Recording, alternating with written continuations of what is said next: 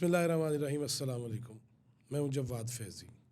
बहुत शोर बुलंद हुआ उठा कि मुज़ाकराती टीम जो पीटीआई की या सुन्नी इत्तेहाद कौंसिल की या मजलिस वहदतुल मुस्लिमीन की, ये भी तो है ना, इस पर भी बात करेंगे कि जी इतवार के दिन जेल के दरवाज़े खुले, ओए होए होए होए, पता नहीं क्यों हो गया।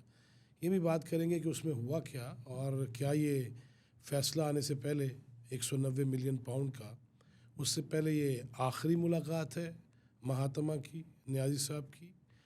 इसके बारे में भी बात होगी। फिर इसके साथ साथ जो कहा मुज़ाकराती टीम के अरकान ने, अहमद रज़ा हैं उसमें, शेख वक्कास अकरम हैं, तो उन्होंने कहा जी अगर फ़ैसला ख़िलाफ़ आया तो तलख़ी तो आएगी मुज़ाकरात में, लेकिन मुज़ाकरात होंगे। इस पर भी बात करते हैं और साथ ये भी बात करते हैं कि फैसल वाडा, वो एक बात है कि मैं थोड़ा सा उनको इसलिए भी कहता हूँ कि यार बेशक छुपाया था उन्होंने दोहरी शहरियत को, लेकिन उसके बाद उन्होंने उसको तर्क कर दिया, उसको वापस पाकिस्तानी मुकम्मल हो गए। तो लेकिन उनका ही इंतखाब क्यों है, इस पे भी बात करेंगे। लेकिन वो भी कह रहे हैं कि जी ना ना ना ना, सज़ा तो होसी, सज़ा होके रहेगी। और उससे पहले काबीना के अरकान ने भी बहुत सारी चीज़ें ऐसी बताई हैं बतौर गवाह भी इस सारे केस में। और 1 साल चलने वाला ये केस जो है, 100 से ज़ायद इसकी जो समातें हुई हैं और हर समात पे सवाल व जवाब और मुख्तलिफ़ चीज़ें। माशाअल्लाह मीडिया को और काम कोई नहीं था, हर वेले वही, वो आ रहे हैं, वो जा रहे हैं, ये फिर रहे हैं, वो खा रहे हैं और मौजें उड़ा रहे हैं, ये सारा कुछ इन्हीं पे बात करते हैं।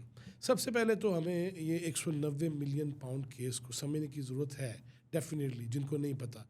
लेकिन सीधा सीधा इसमें ये बातें हैं कि supreme court of Pakistan Karachi के अंदर ज़मीनों पे कब्ज़े के हवाले से एक फ़ैसला देती है और उसमें मलक रियाज हुई, मलक रियाज बैरिया टाउन वाले टाइकून, ओए होए होए होए हो, वो जो दारुल कादरी से भी बेइज्जत हो गए थे धरनों के दरमियान जब गए थे चौधरी शुजात और मलक साहब, तो उन्होंने कहा आप तो जान छोड़े ना, आप किधर आए मुझे मिलने के लिए। अगर क्लिप देख लीजिएगा दोबारा से, तो वो मलक रियाज जिन्होंने ओए होए दस्तरखान भी बिछा दियो, गरीबां दी ज़मीन भी लटा दियो, बुलडोज़र चला दियो, तो वो 460 अरब का जुर्माना हुआ।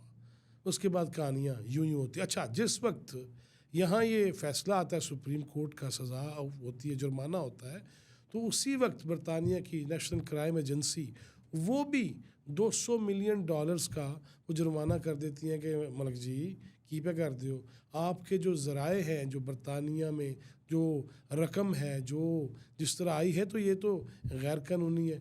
उधर वो उनके ख़िलाफ़ अदालत में नहीं जाते, उधर बस ये लो जुर्माना। और इधर पाकिस्तान में फिर हरकतें शुरू होती हैं कि किस तरह वो अंगूठी वाली, याद है ना आपको ऑडियोज़ भी, मोहतरमा वो क्या है, बीवी चहारम, अगर सीता वाइट को भी रख लिया जाए बीवियों की लिस्ट में, तो वो पिंकी पीरनी साहबा वो और जनाब महात्मा नियाज़ी साहब, उनको फटाफट ये आ जाता है कि ओए होए होए होए गलबात कर लो, वो अंगूठियाँ हीरे की इतने कैरेट की क्यों, कैसे। अब्बा जी मैं तो उन्होंने कहा सी कि तुसी मैनू पहले दसना सी, और दे दो, फिर दे दो, चलो वो दे दो यार, जान छुड़ाओ। ये वीडियोज़, ये ऑडियोज़ आपने सुन रखी हैं। अब वो पैसा वो पाकिस्तान का है और उस पर जो आगे कहानी चलती है वो रोज़ मीडिया पे इसकी तफसीलात मौजूद हैं कि वो एक ऐसा फ़ैसला वफाकी काबीना से करवाया जाता है और बंद लिफाफा काबीना के सामने जब पेश किया जाता है, और जो वो नहीं थे नच्चन वाले परवेज़ खटक साहब जब कंटेनर पे नाचते थे, वो भी वज़ीर थे, वफाकी वज़ीर थे उस वक्त, वो फिर गवाह बने इस केस में। तो उन्होंने बताया, कहानी बताई, पूरी लिखी हुई है और जो अदालती कार्रवाई का हिस्सा भी बनी है कि जनाब किस तरह ये मिर्ज़ा शहजाद अकबर नहीं, वो जरा एहतसाब करना आए सन वही निकल गए ने, इश्तारी हो चुके हुए हैं। वो मिर्ज़ा शहजाद अकबर ने वो बंद लिफाफा रखा और ये कहा कि हुकूमत पाकिस्तान और बरतानिया की हुकूमत के दरमियान ये मुआहदा हुआ है जो बंद ही रहना चाहिए, तो उसी बस मंजूरी दे दियो जी। सब ने कहा कबूल है, कबूल है, कबूल है, बस इस तरह का काम चल गया। अच्छा, अब उन्होंने जब लिख के दिया और उन्होंने कहा कि इसमें फ़लाँ फ़लाँ फ़लाँ, उन्होंने ये सिर्फ नहीं कहा कि मैं ही था और दीगर लोग भी थे जिन्होंने कहा था कि ऐसा ना कीजिए। ये आवाज़ उन्होंने बुलंद की, अगर की है तो बड़ी गाल है, लगता नहीं वैसे। अच्छा, उधर फैसल वाडा भी यही कहते हैं, जो आज की लेटेस्ट प्रेस कॉन्फ्रेंस थी उनकी, उस पर बात करेंगे कि वही क्यों इंतखाब ठहरते हैं ऐसी चीज़ों का, और उन्होंने जो है अपने वो उस पर टेबल पे आज मैंने कुछ जूता शूता भी कोई नहीं देखा सी, लेकिन स्टाइल उनका वही था। इस पर भी बात करेंगे, आज कर लेंगे, नहीं तो फिर कभी कर लेंगे। 190 मिलियन पाउंड, एक ऐसा केस जिसके बारे में वो नहीं शेख वकास अकरम जो रोज़ बैठ के मीडिया हाउसेस में कैमरे के आगे कह रहे होते हैं, बच्चों को, नौजवानों को बगावत पे उकसाने की बातें करते हैं, जो फिर रेमिटेंसेस का कहते हैं, तरसीलात ज़र का कहते हैं, रोज़ में पैगाम देते हैं। वो गेलिशेल थे वो जड़े ने ना, वो रिचर्ड ग्रेनल जड़े ने PTI थे, उनकी बात नहीं कर रहा। शेख वकास अकरम रोज़ आके भाषण देते, वो 31 जनवरी डेड लाइन है, नहीं तो सिविल नाफरमानी तहरीक चलेगी और इंज चलेगी तो उन चलेगी। और यार, अपना ट्रांसपोर्ट का, अपने दीगर जो कारोबार हैं उसको बंद करो, कहो कि मैं कारोबार नहीं इस मुल्क में कर रहा, ये मेरा कारोबार बंद है, ठप है, और उसके सबूत जो है, माँ सबूत, किसी दिन किसी चैनल पे आओ, कैमरे के आगे आओ, कहो जी मैं नहीं कर रहा, सबसे पहले तो मैं सिर्फ नाफरमानी की तहरीक चला रहा हूँ। पता भी लगे ना कितना जोर तो कितना पानी, पता भी तो चलना चाहिए था ना। लिहाजा कौम का वो दिमागी बट्टा, लेकिन अब इनका असर भी कोई नहीं हो रहा। साथ साथ ये बात भी कर लेते हैं, असर भी कोई नहीं हो रहा। वो बैरून मुल्क हमारे बैठे बहन भाइयों को कहते पैसे ना भेजना, कसम खुदा की मैं कुछ वो क्लिप्स देख रहा था, लोग गालियां दे रहे हैं कि तुसी मामे लगते हो, हमें तुम किस तरह रोक सकते हो। कह रहे हो जी अगर 1000 रियाल भेजना है या $1000 भेजने हैं तो उसमें से अगर बहुत ज़रूरी पाकिस्तान में भेजने हैं तो फिर 300 कम कर दो। वो शहबाजा कह रहे थे, शहबाज गिल, वो जटा का मुंडा, वो कह रहा था कि जी इस पर 300। वो एक बंदा कह रहा क्यों, मैं अब 1500 भेजूंगा। और रेमिटेंसेस में इजाफा कितना हुआ, तरसीलात ज़र, वो प्राइम मिनिस्टर भी उस दिन बता रहे थे कि जितना जितना इन्होंने वो गड़े खोदने की कोशिश की उतनी ज़्यादा आ गई। 190 मिलियन पाउंड पे वापस आते हैं जी, 190 मिलियन पाउंड। वो एक ऐसा फंदा है, मैंने जैसे पहले बताया कि 100 से ज़ायद उसकी वो जो हर समात पे और फिर फ़र्द जुर्म आयद होती है, उसके बाद ये मसला आगे चलता है, रेफरेंस, ये सारी चीज़ें आप समझ गए हैं। ये इतनी बड़ी करप्शन थी। और वही शेख वकास अकरम कह रहे सी कि जी अलकादर यूनिवर्सिटी में दीनी और दुनियावी तालीम दी जाती है। सुभान अल्लाह, मुझे तो हंसी आ जाती है अल्लाह दी कसम, यार बड़ी गल है। दीनी और दुनियावी तालीमात दुनियावी मामलात पे आ जाते हैं, मैं दीन से नहीं जोड़ता उसको।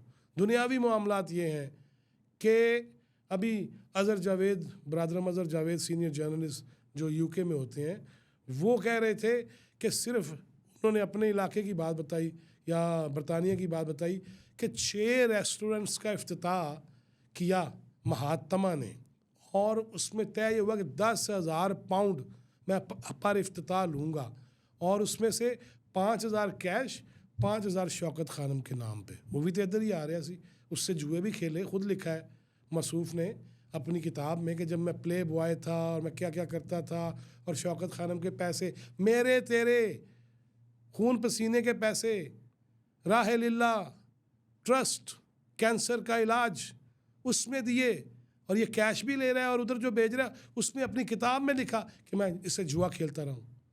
यार इस तो ज़्यादा कि चले दुनियावी आ जाता हूँ, दीनी नहीं, दीनी कुछ नहीं।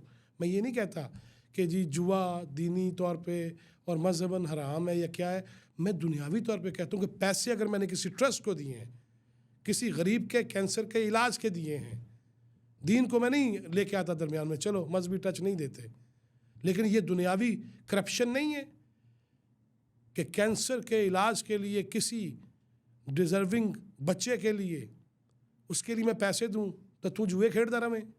What is this? दुनियावी तौर पे दीनों दुनियावी तालीम की बात हो रही है ना, वहाँ दी जाती है दुनियावी तौर पे। क्या ये धोखा नहीं है, फ्रॉड नहीं है? कैलिफोर्निया से बड़ी मुझे बातें याद आ जाती हैं। कैलिफोर्निया की अदालत ने क्या टैरियन को इमरान नियाज़ी की बेटी डिक्लेयर नहीं किया? क्या सीता वाइट की चीज़ें अब भी मौजूद नहीं हैं? क्या रिकॉर्ड पे मौजूद नहीं है? दुनियावी तौर पे ही देख लेते हैं, चलें दीनी नहीं देखते। दीनी तौर पे तो जाएंगे तो आपके तो केसेस बड़े, प्ले बॉय पे भी केसेस बनते हैं आपके। लिहाजा दुनियावी तौर पे देखें तो क्या ये चीटिंग नहीं है, करप्शन नहीं है, जुर्म नहीं है? और वो बेटी सारे देख रहे हैं ना, अंधे थोड़ी हैं। वो जो लंदन में भौंकापुना शुरू कर देते हैं, और जो रियासत और जो हरम मदीना में इसके बारे में कहा गया कि ऊंची आवाज में बात ना करो, ला तरफाउ अस्वातकुम फौका सौतिन नबी, ये भी कहा गया, मौलवियों में किया गया, ला तुक़द्दिमू बैना यदी अल्लाह व रसूलिही। मैं दीनी टच नहीं देता। हरम मदीना के अंदर तौहीन की हो, तज़हीक की हो,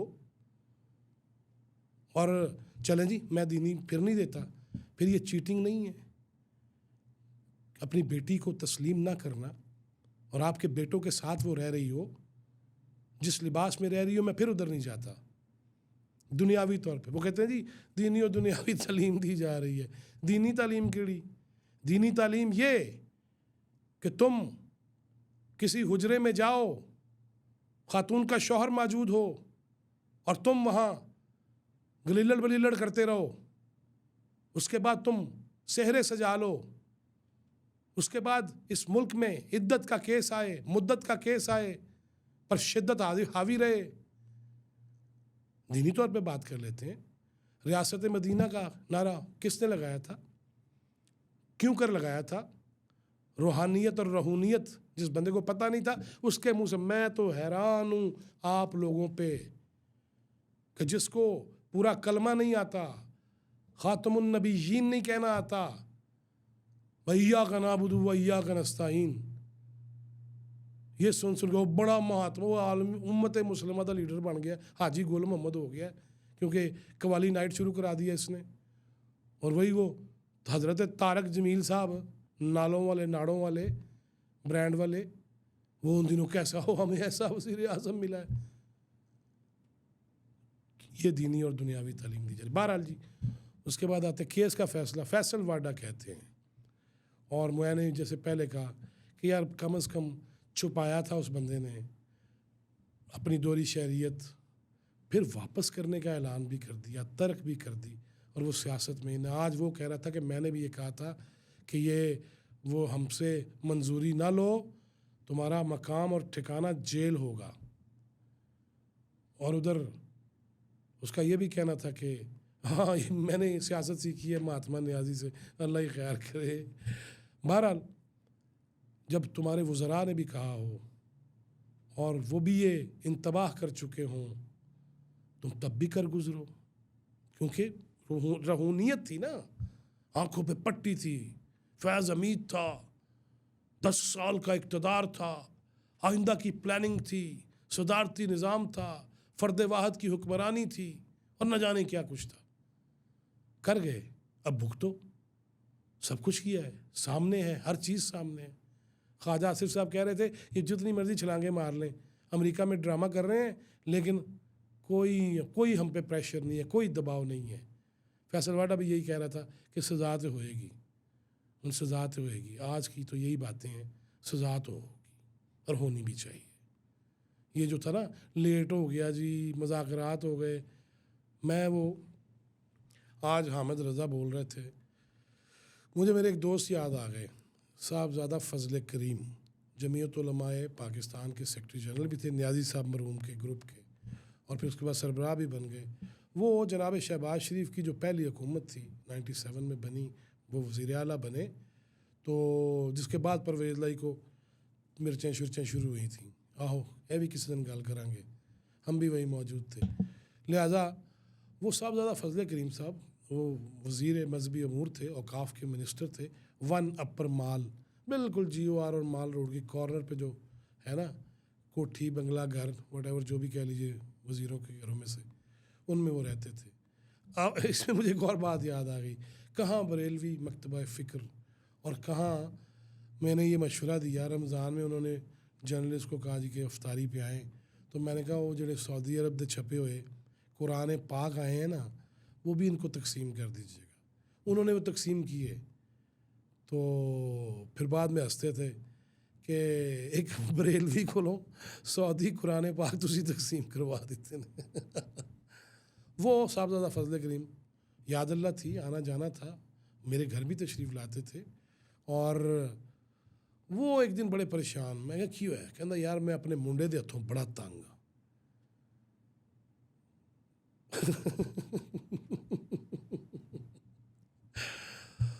ओहो। बहरहाल आखिर में एक बात ज़रूर कहूँगा, यकीनन बात होनी चाहिए, हक सच की बात होनी चाहिए, वो फैसल वाडा करें या जो कोई भी करे, लेकिन बहरहाल उससे अच्छे मौजू वो भी निगाह इंतखाब में होने चाहिए ताकि बात कुछ संजीदगी से भी ली जा सके, ताकि ख़बरें तो उसमें से आ जाएंगी लेकिन वो तासुर वो मज़ेदार नहीं रहता। अल्लाह ताला करे। और अभी आखिर में एक और बात भी कर दूँ, अभी पता चला है कि वही मलक रियाज जो है वो दुबई के अंदर जो इन्वेस्टमेंट कर रहे हैं उसमें टेक्निकलिटीज़ बहुत सारी हैं, और वो अगर यहाँ से पाकिस्तान का पैसा उधर जा रहा है और वो थ्रू प्रॉपर चैनल नहीं है, या उसकी कोई दो मुल्कों के दरमियान जो बैनुल अक़वामी तकाज़े हैं, कवायद हैं, ज़वाबित हैं, वो पूरे नहीं होते, तो फिर SIFC हुकूमती सही मुसलसल और कोशिश बैरूनी सरमाया लाने की, उसके हवाले से भी फिर ये बनता नहीं है। कोई भी ऐसा काम हो रहा हो, किसी भी दौर में हो रहा हो, उस पर निगाह भी रखनी चाहिए और रोक लेना चाहिए। अल्लाह ताला पाकिस्तान को सलामत रखे और हमें आसानियाँ तकसीम करने वाला बनाए। अल्लाह हाफ़िज़।